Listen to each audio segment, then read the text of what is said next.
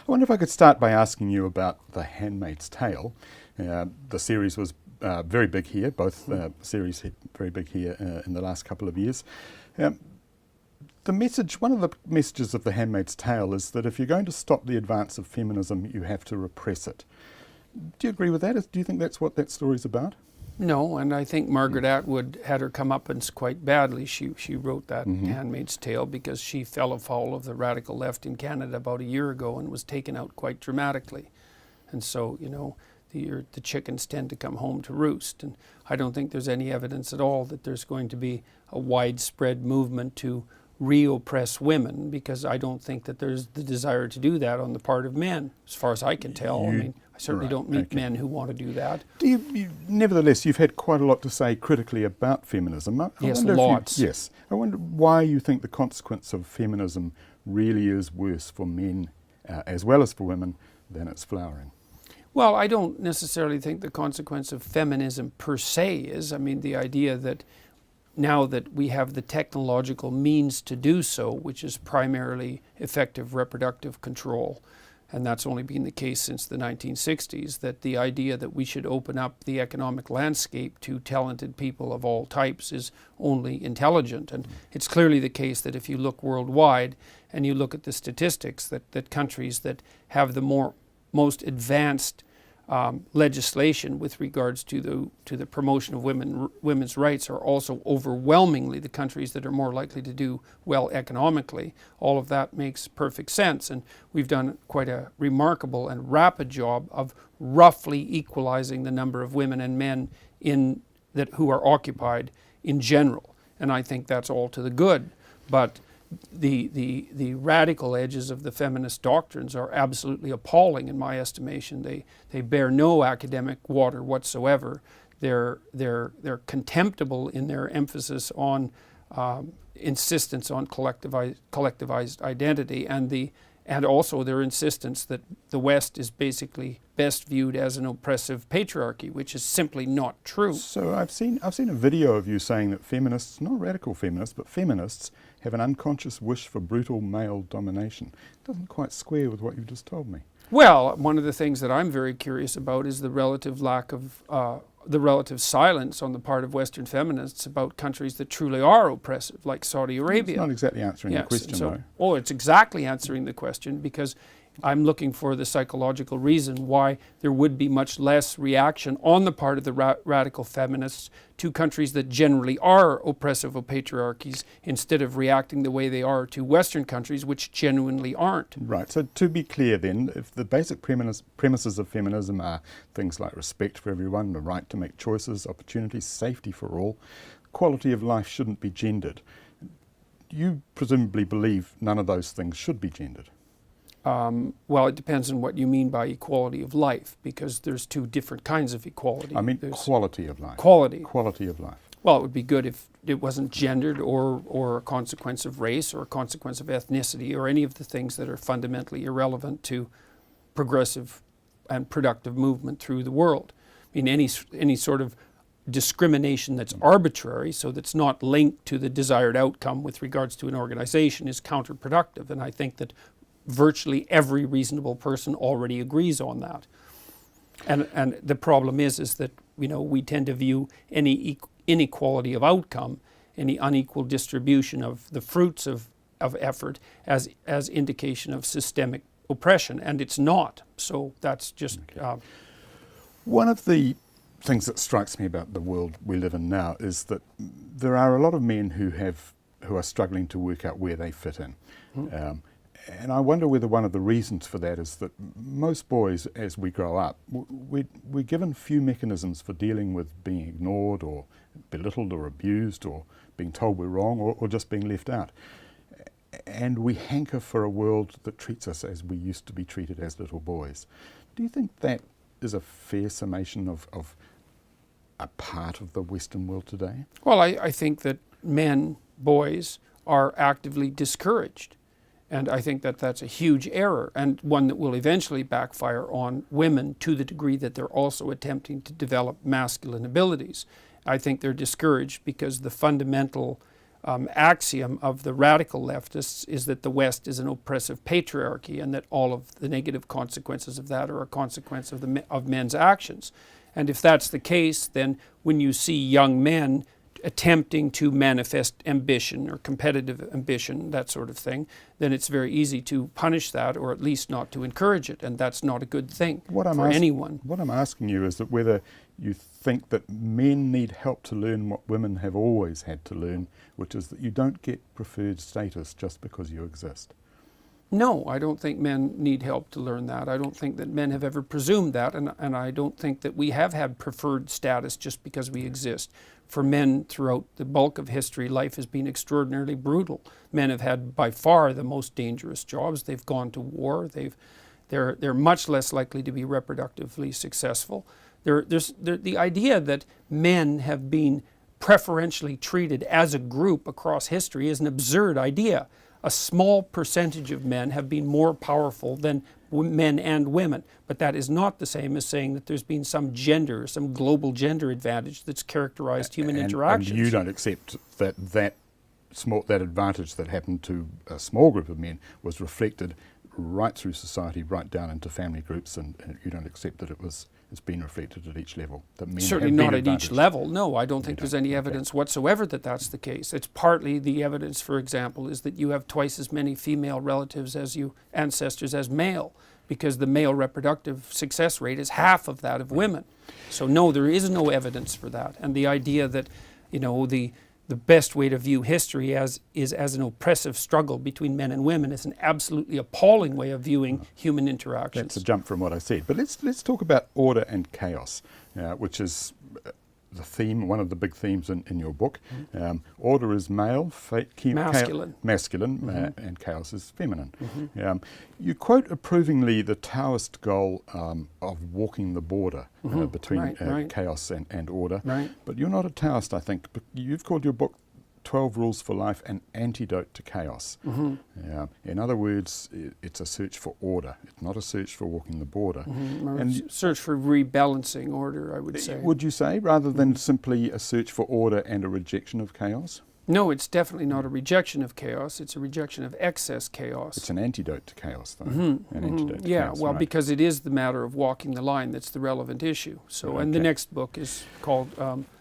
an antidote to order? I don't think so. Well, it's called Beyond Order, 12 More Rules for Life. Okay. Order isn't harmony. Order's a state of order's not a state of affairs that's by definition beneficial to everyone. No. It's stability. Yes. Slave societies were ordered. Feudal societies were ordered. Yes. But obviously a lot of people missed out.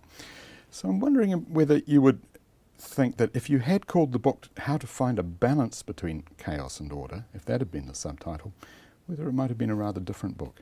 Yes, it would have been a less successful book because it's a rather awkward title. Okay. But no, I do think that the idea that what we're looking for right now is an antidote to chaos is correct, because a lot of people are nihilistic and depressed, and they don't have an aim, and they don't have a place, and they don't know where they're going. And that's not a good thing. I don't think that what we're suffering from in the West right now is an excess of order. That isn't my observation, although that can happen. So you've observed, rightly in my view, that societies use hierarchies or are hierarchical. It's a reasonable thing to observe, I think. But I wonder whether society is also about cooperation, that it's about striking the balance, that social progress is about how we find and refine and develop that balance. Classical society, for example, a classical Greek society would have found democracy inconceivable without slaves. Well, a functioning hierarchy is also predicated on cooperation. Like, there's no reason to assume it's a neo-Marxist postmodern presumption that the basis of hierarchical competition is power. It's not something I believe. So neo-Marxist postmodern, I mean, it's a label you can throw at anything that criticizes you, because it can mean anything to anybody. No, it fundamentally means that the basis of hierarchical structures are power, and I don't buy that. And that is the fundamental claim, and it's the fundamental claim of the Marxists, and it is the fundamental claim of the postmodernists, and it's simply not true.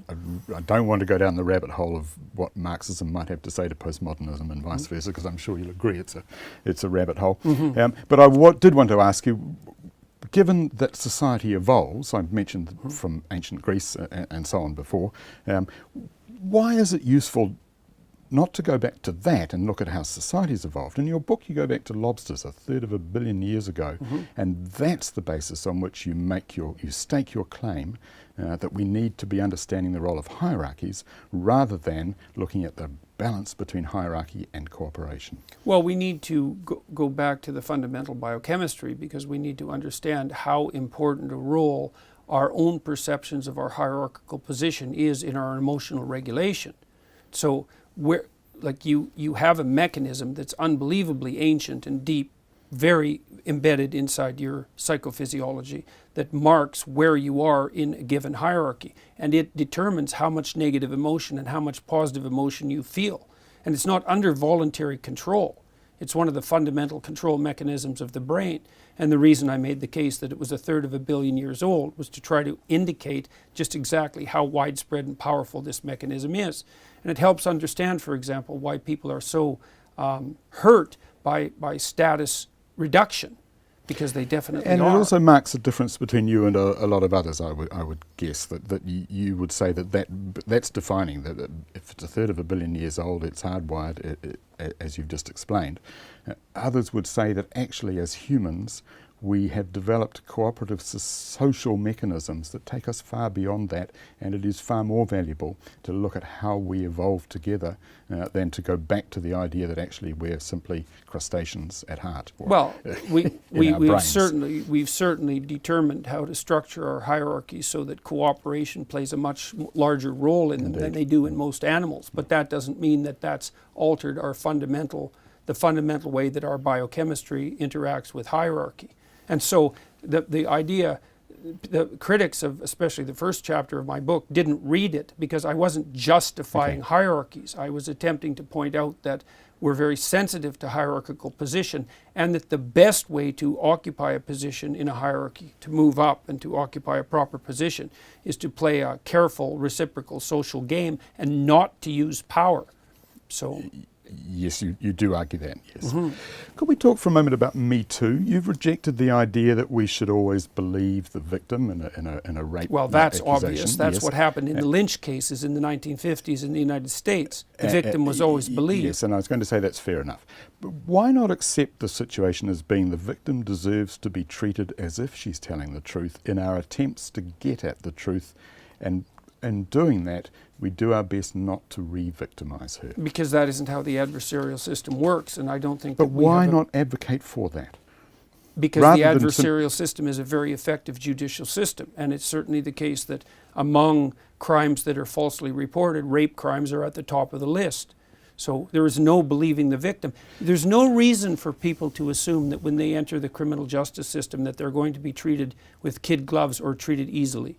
That isn't how it works. We also know that we have a major social issue in this country, especially domestic violence is a really big issue. Most police call-outs in this country are to do with what they call domestic harm. Yes. It's not an issue that we're going to resolve through the traditional adversarial approach of the courts and having victims understand they're going to be re-victimized. Most of that would be best addressed by dealing with alcoholism, because most of the cause of domestic violence is alcohol related. It's strongly related. Yes, and so we're not looking at the proper causes. But it's not just looking at alcoholism. It's 50% of violent crimes are a consequence of alcohol intoxication. So it's a huge contributor. Of course. How the police behave, how the courts behave is surely also part of that. Perhaps. Okay. I wonder whether this is an example of something else that people criticise you for, that in talking about Me Too and talking about victims and allegations of rape and so on, you've moved the debate to an extreme. There are false accusations, but that's not a very useful, is that a very useful place really to have the argument? I don't think I have moved the debate there. What I've done mostly is to tell men that they should act honorably in relationship to their sexual relationships with women, and I'm quite a traditionalist in that manner. And so I think that the best way to regulate sexual behavior in general is to return to or to value long-term committed monogamous relationships, and that's basically the fundamental solution. And you have argued that. And it has very little to do with Me Too, and I haven't commented much about Me Too in general. But when you do, and when you have, there's a subtext which is a completely different message that you send to people. It sends signals that women are liars, that men's sexual behaviour isn't offensive, is never offensive, that it's a plot. those messages are carried as subtext. What evidence do you have Well, that that's the sort of thing that I've put forward? I've said almost nothing about Me Too, except for the danger of believing the victim automatically, and that's obviously a danger. So I have nothing against the Me Too movement, apart from the fact that it has the proclivity to go too far, like most spontaneous mob movements. Yes, but defining it as the movement that goes too far is doing movement that goes too far. Yes, but that's why settle on that as the definition of the Me Too movement I rather haven't. than something. Well, okay. I asked Twitter about you, and this is one of the things Twitter said. Peterson is a man telling men to be good people responsible for selves and behaviour. Yep, that's sorely needed. Peterson gives volition back to those who've succumbed to victimhood. And I think you'd agree with that, and I think we'd all say that's a good thing. But what I wonder, reading the book 12 Rules for Life, is where's respect? The book is a me Bible. I can't think of another book of its kind, a self-help book or a religious book for that matter, that doesn't include as one of its rules respect for other people. You haven't done that, and I assume it's deliberate. I don't think that that's true in the least. I mean, one of the things that distinguishes my work, say, from the work of someone like Ayn Rand, is that I make the case continually that there's no such thing as atomized individuality. And so, for example, if you're going to treat yourself properly, which you should, you have to treat yourself as an iterated process across time properly. So you today, you tomorrow, you next week, you next month, you when you're old. You're already a community if you're going to treat yourself properly.